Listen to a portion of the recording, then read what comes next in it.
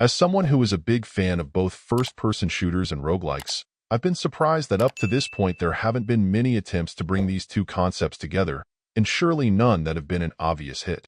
In the case of Robobeat, I was even more excited by the potential of further throwing a music and rhythm angle into the mix, making for what seemed would be an ambitious, if eclectic mix of elements.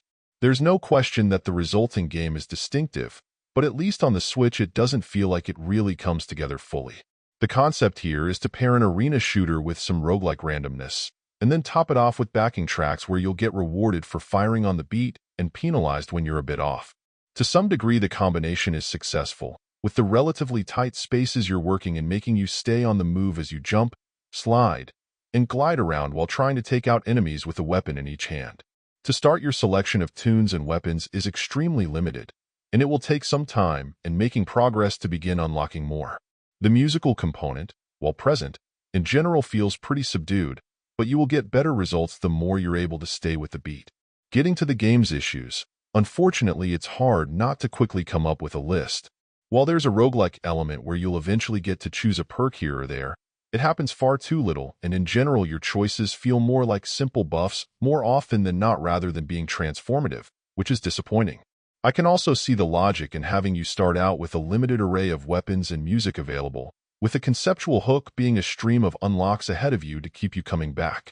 Unfortunately, I also think the initial offering of weapons and music is too stingy, making the vision of the game's full potential quite weak overall.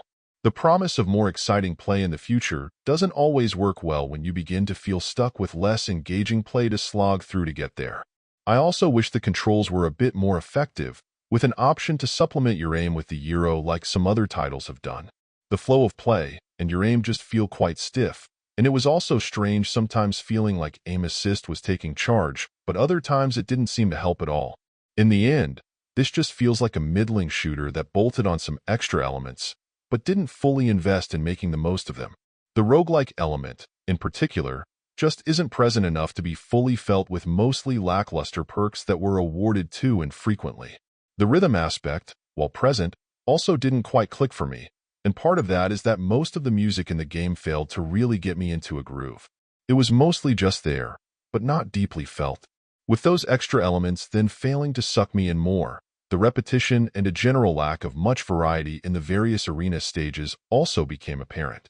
To some degree, I do wonder if the experience has lost a step and some of the intensity it may more capably deliver on other systems. This seems like it has the right ideas in mind, but the execution of them just failed to inspire much excitement in the end. Overall, my final score for the game ended up being a 6, and if you're interested in picking it up, it's currently available on the Switch eShop for $19.99. Thank you for taking the time to listen to this review, and if you'd like more information or ideas of indie games worth checking out on Switch, be sure to click on the link provided in the description. Until next time.